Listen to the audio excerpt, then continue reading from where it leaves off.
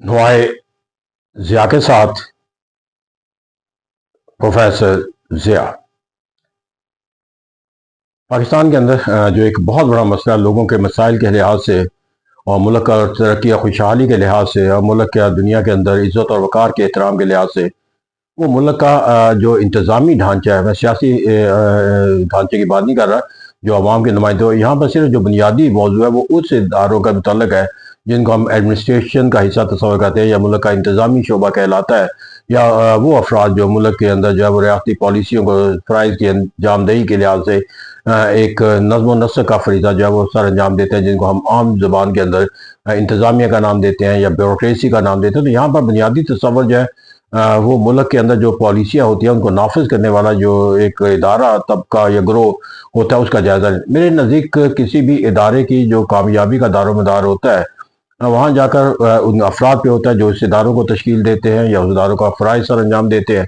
अब किसी फ़र्द की जो कारकर्दगी उसका जो तयन किया जाता है, वो तयन उसकी एबिलिटी की बुनियाद के ऊपर, उसकी जो है वो जो परफॉर्मेंस कैपेसिटी है उसकी बुनियाद के ऊपर, फिर उसकी जो है वो ऑब्जेक्टिव के ऊपर कि वो किस तरह सर अंजाम देता हुआ नज़र आता है। तो यहाँ पर जाकर अगर हम देखें तो पाकिस्तान के जो एडमिनिस्ट्रेटिव हमें मसाइल नज़र आते हैं, वहाँ पर अलमिया यह है कि हमने वो पहलू जो मुल्क के नज़्म व नस्क़ के लिहाज से एक बुनियादी असूल और तकाज़े होने चाहिए थे, हमारे मुल्क की एडमिनिस्ट्रेशन की तश्कील के अंदर ही वो तसव्वुरात जो है वो हमने एग्जीक्यूशन के लिहाज से कभी उसको अमली जामा जो है वो नहीं पहनाया, या पहनाने की कभी शायद हमें ज़रूरत महसूस है कि उनका एग्जीक्यूशन का हो जाना जो है वो शायद हुकूमतों के मफादात के ख़िलाफ़ भी तस्वर किया जाता है। तो इसलिए कहते हैं यहाँ पर सबसे पहला जो तस्वर आता है वो है कि जो मुल्क के अंदर जो अफरादी क़ुव्वत है, जो इदारों को चलाने के ज़िम्मेदार होते हैं, उनका इंतखाब जो हुकूमत वक़्त करे वो अहलियत की बुनियाद पर। और इसमें कोई दो राय नहीं है कि पाकिस्तान के अंदर from the lowest level two the highest rank जो अफराद के जब इंतखाब का वक़्त आता है या तकर्री का वक़्त आता है या चॉइस का वक़्त आता है, तो अलमिया यह है कि वहाँ पर जो उसकी एबिलिटी है वो उसके लिए जो है वो बाइस नहीं बनती उस तरक्की के लिए या उस खुशहाली अहदे के, बल्कि यहाँ पर जाकर जो है वो एक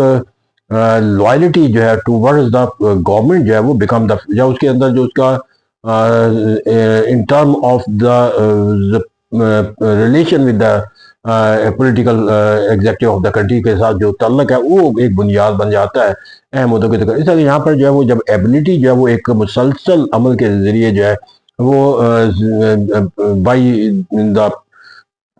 alliance of the political forces जो है वो आपकी तरक्की और खुशहाली का जरिया बन जाए, तो ये एक ऐसा सफ़र है जिसको अलमिया के तौर पर लिया जा सकता है कि वक्त गुजरने के साथ साथ एबिलिटी का जो तस्वर है जिसको इन्हांसमेंट का ज़रूरत होती है, वो एबिलिटी की बुनियाद को ना सिर्फ हमने कमज़ोर कर दिया, ख़त्म कर दिया, उसको इन्हांस करने का तस्वर भी वो उसी वक्त नशो नुमा होता है जब आपको उसकी बुनियाद के ऊपर आगे बढ़ने का तस्वर क्या होता है। जब एक अपने पॉलिटिकल और सिविल जो है वो एक बाहमी मफादात को जो है वो हम आहंग कर रखा है और तरक्की खुशहाली के लिए जो एडमिनिस्ट्रेटिव फोर्सेस का उनका पॉलिटिकल फोर्सेस के साथ जो है वो अलाइंस का होना नागुज़ीर तस्वर कर लिया गया है। तो इस वजह से उनके अंदर वो एबिलिटी ना सिर्फ पैदा होती हुई नज़र नहीं आती, बल्कि नशोनुमा का तस्वर पैदा नहीं होता, और उसके नतीजे के अंदर जो उनकी कारकर्दगी का जो दारोमदार है वो फिर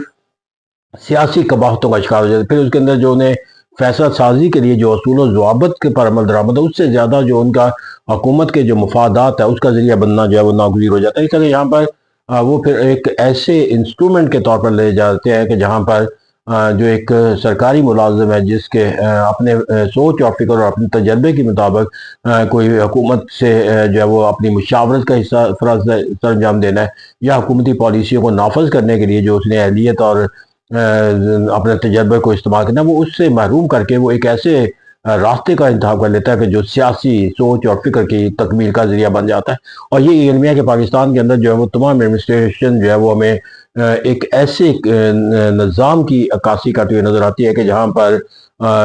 जो ब्यूरोक्रेसी है या एडमिनिस्ट्रेशन है उसके ऊपर सियासी इदारों की गिरफ्त मजबूत होती हुई नज़र आती है, उनकी छाप नज़र आती है, उनकी अफिलिएशन नज़र आती है, یہی وجہ ہے کہ جب حکومت اہم عہدوں پہ افراد کا تقرر کرتی ہے تو اس کی بنیاد کے اوپر جو ہے وہ ایک گورنمنٹ کی تبدیلی کے بعد جو ہے وہ یہ تصور کر لیا جاتا ہے کہ ایک نئی انتظامی ڈھانچہ جو ہے وہ تشکیل دیا جائے گا، اور کیوں کہ ماضی کی جو انتظامیہ تھی وہ کسی ایک اور حکومت کے ساتھ وابستہ تھی۔ یہ امریکہ کے اندر بھی تصور رہا ہے، لیکن انہوں نے وقت گزرنے کے ساتھ ساتھ اس سے نجات حاصل، لیکن ہم المیہ کے طور پر جس کو امریکن سپوائل سسٹم کہتے ہیں، آج بھی ہم اسی کا شکار ہیں۔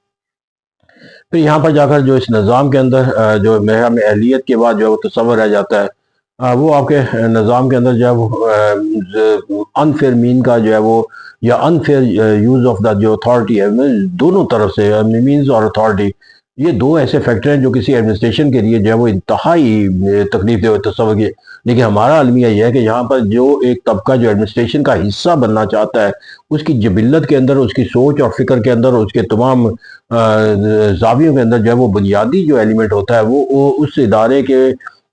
رکن بننا، یا اس ادارے کا رکن بن کے اس ادارے کی عزت و وقار اور احترام اور طاقت میں اضافہ کرنا مقصود نہیں ہوتا، بلکہ اس ادارے کی رکنیت، کسی بھی ادارے کی رکنیت حاصل کر کے جو ہے وہ اپنے آپ کو جو ہے وہ ان کے ادارے کی بنیاد کے اوپر جو ہے وہ اپنے جو طاقت اور وسائل کے اندر جو ہے وہ اضافہ کرنا مقصود ہے۔ یہی وجہ ہے، میں بنیادی طور پر اگر ہم ایک سوال کریں کہ پاکستان کے اندر کتنے لوگ ہیں جو ایسے اداروں کے ساتھ منسلک ہونا چاہتے ہیں جو طاقت کا ایک سمبل رکھتے ہیں، یا ایک ایسے ادارے جہاں پر وسائل کا زیادہ آسانی کے ساتھ آپ کا حصول جو ہے وہ ممکن ہو جاتا ہے، اور ایسے کتنے شعبے ہیں کہ جہاں پر آپ اپنی سوچ اور فکر کے مطابق جو ہے وہ ایک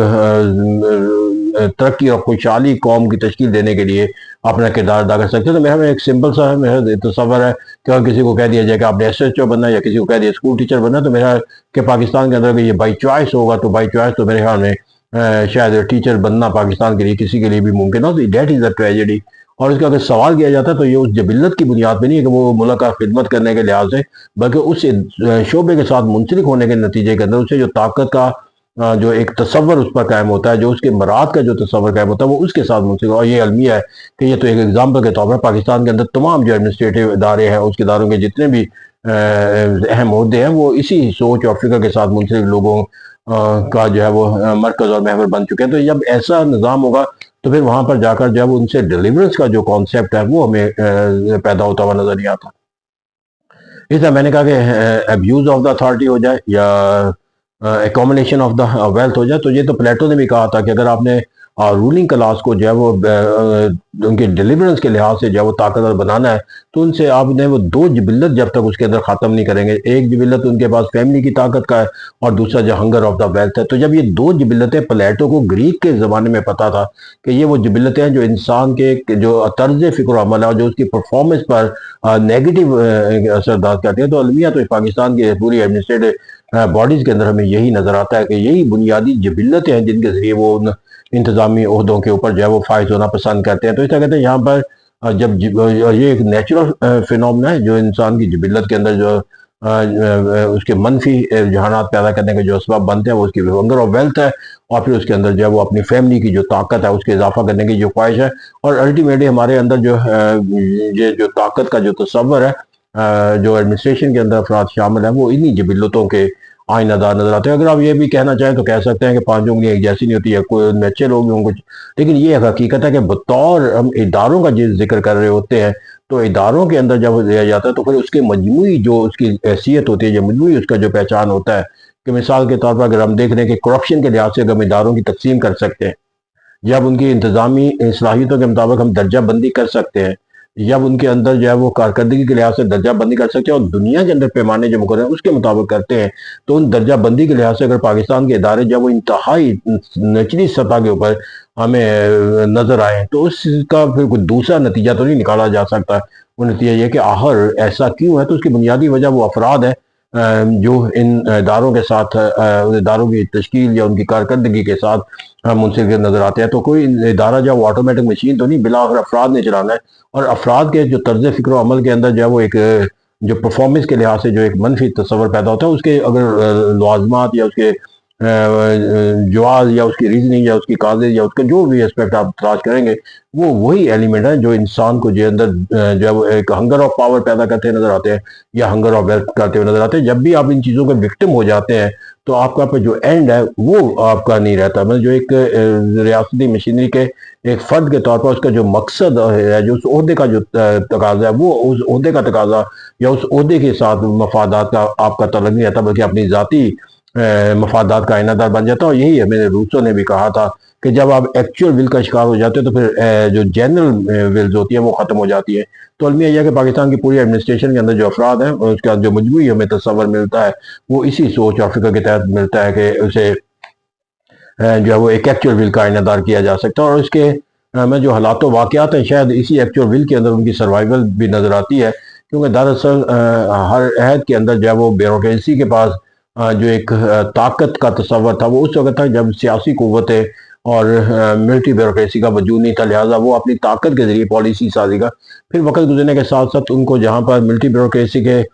ساتھ جب وہ اپنے موازنے مقابلے کے لحاظ سے مشکل دور سے گزرنا پڑا، وہاں پر پھر سیاسی نظاموں کے اندر آنے والی جو قوتیں تھیں انہوں نے اپنی انتخابی کامیابی اور دیگر اپنے مفادات کے تحفظ کے لیے جس طرح ان کو ذریعہ بنا لیا، وہ ایک ایڈیشنل ان کے اوپر جو ہے وہ ان کی کارکردگی کو متاثر کرنے والا سبب ہے. تو پھر اس طرح کہتے ہیں کہ جب ایک نظام ہوتا ہے، پھر اس نظام کے اندر الٹیمیٹ اصول جو بن جاتا ہے وہ یہی ہوتا ہے کہ سروائیول آف دا فٹس ہوتا ہے. تو جب سروائیول آف فٹس کے تحت آتا ہے تو پھر جو نظام ہوتا ہے اس نظام کے جو بنیادی تقاضے ہوتے ہیں آپ اس سوچ اور فکر کو اختیار کر لیتے ہیں. اور یہی المیہ ہے پاکستان کے سیاسی نظام کے ساتھ ساتھ جو ہے ہمارے انتظامی شعبہ ہے کہ وہاں سے منسلک افراد جو ہے وہ اب سروائیول آف دا فٹس کے تحت ہم نے آپ کو دیکھتے ہیں کہ اس نظام کے اندر آپ کو اگر اپنے طاقت کا حق استعمال کرنا ہے یا اس کو حق لینا ہے یا اپنی ترقی و خوشحالی کا کوئی سبب بنانا ہے تو اس کے پاس آپ کے پاس چوائسیز کون کون سی ہیں. either you have the ability as a source or as your performance as a source or you may have to be the part of the system. تو یہاں پر عمومی طور پر کہتے ہیں unless and until you are not the part of the system you cannot flourish in the Pakistan system. تو جب part of system بن جاتے ہیں تو پھر آپ کا وہ کردار کہیں نہ کہیں مجروح ہو جاتا ہے کہ جو آپ کا بنیادی کردار ہے. اور یہی ایڈمنسٹریشن ہماری اسی وکٹم کا شکار نظر آتی ہے. Thank you very much.